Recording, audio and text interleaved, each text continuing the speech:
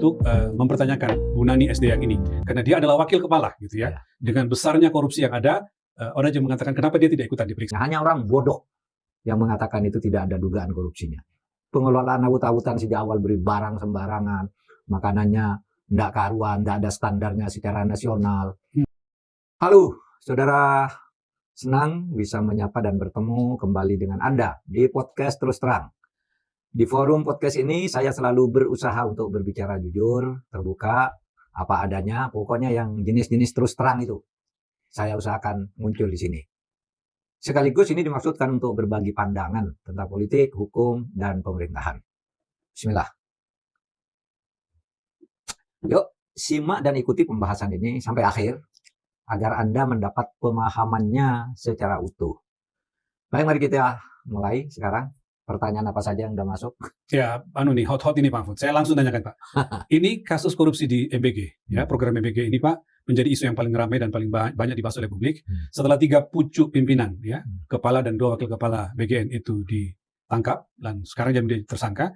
Lalu kemudian penggantinya Nani SD yang dilantik oleh Presiden kemarin. Tapi kemudian juga muncul semacam desakan untuk mempertanyakan Bu Nani SD yang ini, karena dia adalah wakil kepala gitu ya. Dengan besarnya korupsi yang ada, orang yang mengatakan kenapa dia tidak ikutan diperiksa. Itu satu Pak. Yang kedua juga wakil kepala yang sekarang sudah menjadi mantan Pak Soni Sanjaya itu mengirim surat terbuka kepada Bu Nani. Terima kasih atas hadiah yang Anda berikan lah, kira-kira gitu. Sehingga orang jadi berpikiran diduga bahwa Bu Nani lah yang dalam tanda petik menjebloskan 3 pucuk pimpinan itu. Nah, pertanyaan saya Pak, dengan dia ditangkap 3 pucuk pimpinan BGN yang ditangkap itu dan programnya yang besar 335 triliun, menurut Pak Mahfud seberapa jauh kejaksaan harus menyidik ini sampai tuntas? Ya kalau secara hukum sih harus disidik sampai tuntas. Itu secara hukum, standar lah ya. Hukum apapun mengatakan itu harus diungkap sampai ke akar-akarnya gitu. Jangan pilih-pilih ini saja, yang ini tidak gitu. Itu aturannya. Tapi tentu ada faktor-faktor lain yang menyebabkan itu. Mungkin satu, dugaannya belum terlalu kuat. Mungkin sehingga ini dulu yang kuat-kuat dulu. Atau mungkin ada faktor lain yang mungkin tidak kita ketahui, titipan atau apa, kan bisa saja ditunda dulu dan seterusnya. Kan hukum di Indonesia sekarang kan tebang pilih kayak gitu masih terasa ya. Mestinya kan dijelaskan juga oleh kejaksaan kenapa Bu Nani tidak diperiksa. Itu kan. Mungkin jawabannya tidak selalu jelek bagi Bu Nani, ya kan? Oh, dia kan baru. Ya kan? Kan dia kan baru di situ. Dia justru sesudah ada di situ jadi terungkap, itu bisa begitu. Tapi bisa juga ya dia ikut di situ. Itu cuma ada yang menyelamatkan dan sebagainya. Itu ya menurut saya Kejaksaan Agung punya tanggung jawab itu ya untuk mengungkap itu. Karena ini jaringannya kan banyak sekali. Jaringannya banyak sekali. Dan sekali lagi saya tegaskan, benar apa yang berkali-kali kita katakan dari meja ini, dari media podcast ini, itu ada korupsinya. Persis. Sejak awal kita sudah katakan kalau mengelola kayak gitu sudah pasti ada korupsinya. Hanya orang bodoh yang mengatakan itu tidak ada dugaan korupsinya. Pengelolaan awut-awutan sejak awal, beri barang sembarangan, makanannya tidak karuan, tidak ada standarnya secara nasional, anggarannya tidak pernah jelas bagaimana mempertanggungjawabkannya. Semuanya ugal-ugalan tuh yang ngelola. Bahasa lebih tepatnya ugal-ugalan ya? Ugal-ugalan. Kan sejak awal tahun kita sudah bicara berkali-kali, hampir setiap saat di media ini itu bagus. MBG itu bagus, rakyat senang. Yang tidak pernah makan telur, iya bagus. Tetapi korupsinya lebih besar daripada biayanya, sehingga sejak awal kita katakan, ayo Pak Prabowo teruskan tuh MBG bagus program Anda, tapi ubah dong tata kelolanya. Di situ cara-cara koruptif itu sudah dilakukan sejak awal. Dan itu kalau orang ngamati korupsi, sudah tahu itu ada korupsinya. Bahkan saya ingat Mahfud mengatakan, sedikit saja perubahan politik, maka akan terjadi korupsi nasional nih. Iya. Akan muncul semua kasus-kasus itu, kan kira-kira itu. Betul. Nah, itu yang sekarang terbukti. Mudah-mudahan kita semua belajar lah. Bahwa masyarakat itu sekarang sudah pintar, sudah tahu, bisa menduga apa yang terjadi di belakang manuver, siapa yang berlindung kepada siapa yang melindungi siapa, kan. Rakyat sudah membaca, rakyat sudah pintar-pintar ya sekarang ini. Orang kelas-kelas menengah ke atas itu kan sekarang udah tahu apa yang terjadi. Masa itu dibiarkan sampai terjadi. Nah, menarik juga ya. Ini katanya siapa tuh Soni Sonjaya, wakil kepala BGN mantan. Soni Sonjaya yang bilang saya bersumpah tidak menjual satu sepeser pun titik pun BG Kalau tidak percaya letakkan 30 Al-Quran di kepala saya. Kenapa perlu 30 Al-Quran? Mungkin tidak tahu dia kalau Al-Quran itu 30 juz. 30 Cukup satu Al-Quran bukan 30 juz yang ditaruh.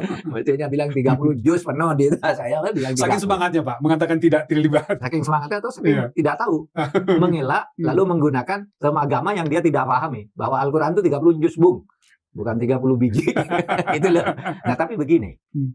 Dia menyatakan diri ini ingin menjadi justice collaborator ya. Itu Mas Rizal menarik justice collaborator itu. Tetapi memang itu belum tentu bisa juga berhasil.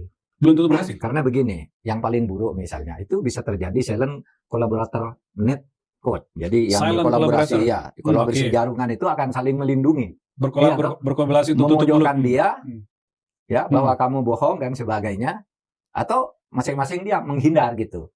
Itu mungkin terjadi ya? Mungkin itu terjadi. Di polisi kan terjadi silent blue code. Kalau ini silent collaborator net code gitu. Jaringan itu bisa jadi. Yang DPR itu kan ada DPR-nya juga, ya toh? Ada DPRD juga, ada DPRD. Belum keluarga-keluarganya dan segala macam. Ada orang tuanya menteri, ada ibunya menteri, ada apa gitu kan yang sudah diungkap 26. Ya Pak, hari ini muncul 26 nama 26. Yang katanya ya beredar nggak pasti, tapi katanya itu 26 nama yang sudah disebutkan oleh Pak Sony kepada penyidik yang ada di dalam HP Pak Sony, katanya Pak. Iya, dan itu kejaksaan punya tanggung jawab untuk mengungkap itu. Menurut saya itu tidak benar, itu benar dan sebagainya. Nah persoalannya sekarang kan sering pengadilan itu mengisolasi masalah ke soal tertentu saja gitu. Padahal ini jaringannya banyak. Karena terjadi saling melindungi karena sama-sama takut, lalu kasusnya ditutup. Biasanya orang kuat itu, lalu udah berhenti sampai di sini aja. Jangan menjangkau kemana-mana. Kan banyak kasus yang dilokalisir lah ya. Dilokalisir ke orang tertentu saja gitu. Nah, oleh sebab itu ini kita dorong kejaksaan. Jangan sampai terjadi saling melindungi di antara mereka. Karena kalau saya baca, kalau itu benar ya, itu kan ada DPR-nya. Ada menterinya, ada keluarga menteri, ada pemerintah daerah, ada deputinya sendiri di dalam, ada deputinya sendiri gitu. Nah itu korupsinya kalau itu berjamaah betul gitu. Nah sekarang menurut saya gini soal justice collaborator itu mungkin tidak secara yuridis dulu, bukan soal itunya tadi. Justice collaborator itu memang ada aturannya ya di dalam undang-undang kita. Justice collaborator itu ada beberapa instrumen hukum. Pertama dia ada di undang-undang tentang LPSK, Lembaga Perlindungan Saksi dan Korban. Itu sekarang undang-undangnya nomor 31 tahun 2014. Dulu undang-undang aslinya sebelum diubah itu undang-undang nomor 13 tahun 2006. Saya ikut membuat di situ karena saya anggota DPR. Itu memang mengatur tentang whistleblower dan justice collaborator itu. Siapa yang ingin bekerja sama dengan penegak hukum mengungkap kasus yang sebenarnya, dia akan mendapat kompensasi tertentu. Misalnya tidak dituntut ya, atau dikurangi tuntutan hukumannya dan seterusnya dan seterusnya.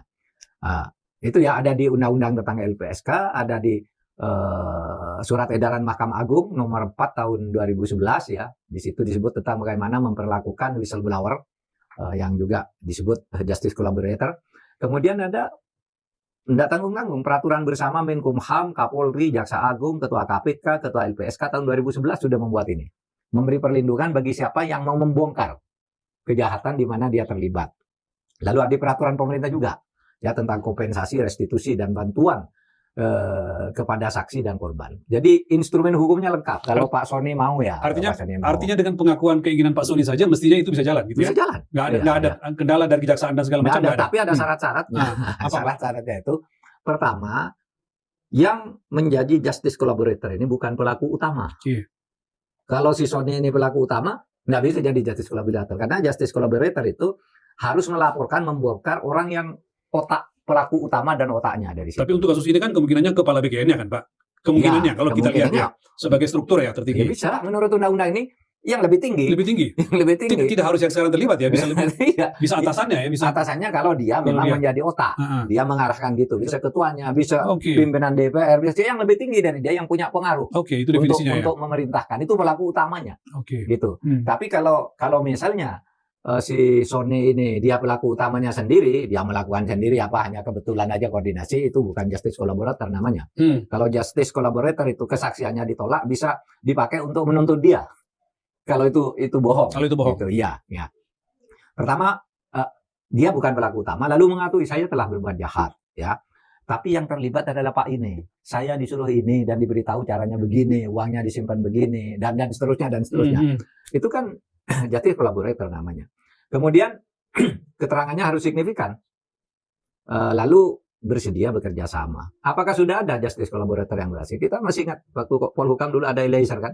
Eliezer ya kan dia bebas akhirnya kan? Dituntut 12 tahun hanya akhirnya kena 1,5 tahun kalau tidak salah. Dalam kasus Sambo ya? Dalam kasus Sambo. Nah kita kan dorong tuh. Jadi justice collaborator ngaku yang benar kamu. Jangan kamu ngaku nimba. Kamu yang ngaku bahwa kamu disuruh nimba gitu aja kan gitu ya. Akhirnya dilindungi oleh LPSK berhasil. Dulu Elsa Sharif juga pernah jadi justice collaborator ya, ketika menyangkut kasus membela Nasaruddin apa itu ya, kasus itu. Jadi bisa dan sudah ada buktinya. Tinggal Sony ini berani enggak, yakin enggak bahwa dia bukan bagian dari pelaku utama. Kan bisa aja pelaku utamanya kelompok kan, bisa ketua, wakilnya, sekjennya atau apalagi kan bisa. Nah Pak Mahfud, sungguh pun misalnya tidak bisa, katakanlah tidak memenuhi unsur justice collaborator atau istilah kita saksi mahkota ya Pak ya. Ya. Tapi dengan dia membuka nama dan dia mengatakan ini perancangan, itu udah cukup bagi jaksa untuk memfollow up, Pak. Untuk memfollow up itu. Iya. Kalau seperti sekarang misalnya ini loh nama-nama yang berurusan, yang ngambil kepentingan, yang meminta nitip segala macam, itu kan bisa di kalau betul nama itu dari dia, itu sudah bisa jaksa memanggil mulai dari Nani Esdiang dan sebagainya. Persis, nomor satu itu yang beredar itu Nani Esdiang gitu. Nani Esdiang itu kemungkinannya dia yang mengungkap ini, mendorong, tapi kemungkinan kedua dia dapat itu. Iya kan? Bisa saja. Dan di dalam hukum boleh menduga-duga gitu, ya kan? Karena ada jaringan kerja di situ. Pak Mahfud menyarankan kejaksaan untuk memeriksa Nani Esdiang. Ya, saya menyarankan itu agar diperiksa, sekurang-kurangnya diperiksa. Tidak usah jadi tersangka dulu, diperiksa dulu apa peranmu. Kenapa kamu misalnya kok tidak tahu padahal kamu sudah jadi ini sekian bulan, ya kan? Kan bisa saja. Kamu sekian bulan udah jadi pengawas, jadi salah seorang wakil ketua, kok tidak tahu melakukan itu, gitu kan bisa. Apalagi tugas dia komunikasi dan investigasi. Memang harusnya melakukan itu gitu, tapi tidak ada laporan. Apakah kan, kamu tidak menginvestigasi itu? Kan gitu kan. Tapi ada kemungkinan juga dia yang lapor. Ini hasil investigasi dia, bisa juga kan kita tidak tahu. Oleh sebab itu ini harus terbuka kepada publik ya. Nah itu Mas mengenai MBG. Nah dari sisi momentum Pak Mahfud, kan sekarang akhirnya kan Presiden akhirnya kira-kira gitu ya, Pak Mahfud tuh minggu lalu mengapresiasi Presiden karena dalam tanda petik membolehkan orang yang dipercaya sekalipun untuk dijemput oleh jaksa dan dijadikan tersangka kan Pak. Tapi pada saat yang sama kan orang mengatakan ini momentum baik sebenarnya untuk melakukan evaluasi total. Pak Mahfud melihat bagaimana kan? Anda termasuk salah satu mengkritik ini tata kelolanya nggak beres, pengawasnya nggak ada. Ini kah momentum untuk mengevaluasi? Iya. Sekarang ini saatnya. Pertama disimpulkan yang kemarin tuh amburadul, bukan hanya dilihat oleh rakyat, tapi juga sudah mulai ditangani aparat penegak hukum karena cukup bukti bahwa itu amburadul dan penuh korupsinya. Oleh sebab itu sekarang ini supaya ya dirombak total tata kelolanya. Dirombak total tata kelolanya jangan terlalu banyak jangan terlalu banyak rantai untuk sampai ke sana. Jadi kan tetap saya heran ya kalau politiknya katanya agar Pak Prabowo mendapat dukungan kuat di tahun 2029 untuk mencalonkan lagi. Ya itu tidak apa-apa, boleh saja. Tapi kenapa harus membuat jaringan yang menimbulkan korupsi ini? Kan Pak Prabowo bisa sendiri memerintahkan. Langsung ke rakyat lah, tidak usah lewat-lewat itu. Kan Pak Prabowo dapat kredit juga secara politik. Rakyat akan senang juga. Tidak harus melalui orang-orang yang niatnya saja sudah jelek ini. Kalau saya melihat orang yang dipasang di situ, niatnya sudah jelek. Dan Pak Prabowo kayaknya karena ada situasi tertentu kepepet baru melakukan langkah itu. Lebih sejak dulu kemana? Ketika kita mengatakan, Pak itu ada korupsinya Pak, itu tidak beres kan berkali-kali kita katakan. Kok baru sekarang? Sudah dulu. Indikasi korupsi itu kan gampang ya kalau kita pernah duduk di pemerintahan. Kalau kita katakan itu ada korupsinya gitu. Enggak, malah dimarahi orang yang siapa yang melawan MBG berarti tidak pro rakyat dan justru kita pro rakyat. Kalau korupsinya tidak ada, negara bisa menghemat atau uang yang ada bisa dibagi lebih banyak kan gitu loh. Kalau korupsinya tidak ada, dikelola dengan baik aja. Kan pasti pejabat-pejabat yang korupsi itu gajinya udah besar. Iya toh. Kenapa masih korupsi yang seperti itu? Perlukah misalnya Pak pemerintah untuk mengatakan bahwa ya setelah ini kita lihat kejadiannya seperti ini, ada kasus korupsi segala macam, memang selama ini kita keliru menyiapkan. Perlu nggak kira-kira ada perbaikan? Yang seperti Bapak mengatakan, selama ini Pak Prabowo kemana? Kok baru sekarang sadar bahwa ada korupsi? Iya. Ya Ya mungkin itu kan sudah dinyatakan kan. Sudah dievaluasi selama 1,5 tahun. Maka sekarang diadakan tindakan ternyata ada penyelewengan. Ya harusnya lalu ditambahkan dan tata kelolanya dengan demikian setelah orangnya ditangkap, tata kelolanya pun harus dirombak. Tata kelola itu bisa Pak, misalnya pengaturan organisasinya, orang-orang capable atau tidaknya, kan kira-kira gitu kan Pak? Ya. Tidak boleh ada konflik of interest. Itu biasa. Sejak zaman Belanda yang penjajah aja. Persis. Nggak boleh kalau ada proyek pemerintah. Lalu, itu keluarganya ikut. Itu Belanda loh, peraturan Belanda. Gitu. Lalu pengawasnya, siapa yang harus mengawasi, memantau? Kan kira-kira gitu. Selama ini kan nggak ada yang mengawasi kan Pak? Gitu. Laporannya pasti harus secara reguler. Kan gitu ya. Bilang ini masalahnya, biayanya sekian. Apa susahnya? Ya. Ini negara. Seberapa tepat titiknya, SPBG segala macam. Itu kan banyak sekali berarti Pak yang harus dievaluasi. Itu artinya Pak Mahfud bayangkan ini perlu berhenti misalnya 1-2 bulan, total evaluasi dulu.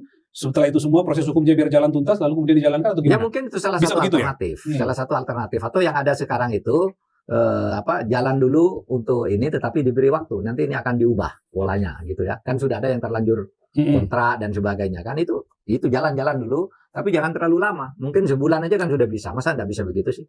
Jadi misalnya dihentikan dulu 1 bulan, ya, dituntaskan dulu semua, termasuk tata kelolanya, hukumnya diusut tuntas. Setelah 1 bulan itu baru kemudian jalan lagi dengan konsep yang lebih siap. Dengan konsep yang lebih siap gitu. Dan banyak orang kok bisa merumuskan ini. Kalau muncul di podcast itu orang-orang yang ahli manajemen, ahli macam-macam banyak tuh, ahli ekonomi gitu. Di mana pemborosannya, di mana rantai terlalu banyak, di mana apa gunanya ini bagi masyarakat desa dan segalanya itu kan sudah banyak dianalisis. Nah itu yang harus diperbaiki dan menuju ke titik-titik terluar dulu, ya kan? Terbelakang, terluar, tertinggal kan gitu kan? Yang ke situ aja dulu, gitu. Jadi kan tidak karuan orang yang butuh dikasih MBG, dan itu kan tidak bisa dibantah. Di kota-kota masa di Bandung anak-anak di SMA favorit itu, coba di SMA di SMA 1 Jogja coba 48 orang keracunan, gitu. Dan itu bukan insiden kecil. Kalau satu mungkin insiden. Saya nggak usah nyinggung cucunya Pak Mahfud jadi korban gitu ya. Iyalah, yang itu nggak usah itu. Itu orang nggak butuh dikasih. Nah, sementara yang di luar-luar itu banyak. Harusnya prioritas ke sana aja. Yang ini nggak perlu butuhan uangnya untuk keperluan. Itu apa? Makanya selama 1 bulan moratorium itu dulu dituntaskan ya. Menurut saya ya. Sasarannya siapa gitu ya, penyebarannya selama ini bagaimana, distribusinya. Pokoknya tata kelolanya diperbaiki. Pengawasan kualitasnya seperti apa kan gitu kan Pak? Ya. Oke. Gitu. Sebelum saya lanjut, silakan bagi Anda yang belum subscribe, silakan subscribe dan nyalakan lonceng notifikasi Anda. Saya lanjut lagi dikit Pak Mahfud. Pak Mahfud suka mengkritik dulu Pak Dadan Hindayana ini bukan ahlinya tapi kok ahli serangga atau disuruh memimpin ini. Kan jadi orang yang tidak tepat. Nah sebenarnya kalau kita bertanya, penggantinya ini pun juga sebenarnya nggak tepat-tepat amat kan Pak. Dia juga tidak punya pengalaman melakukan program besar seperti ini. Pak Mahfud menilai seperti apa? Bukankah nanti terjadi pengulangan lagi bahwa orang bukan pada tempatnya yang memimpin untuk anggaran 335 triliun? Gimana? Ya mungkin saja. Dia tidak punya kompetensi di situ.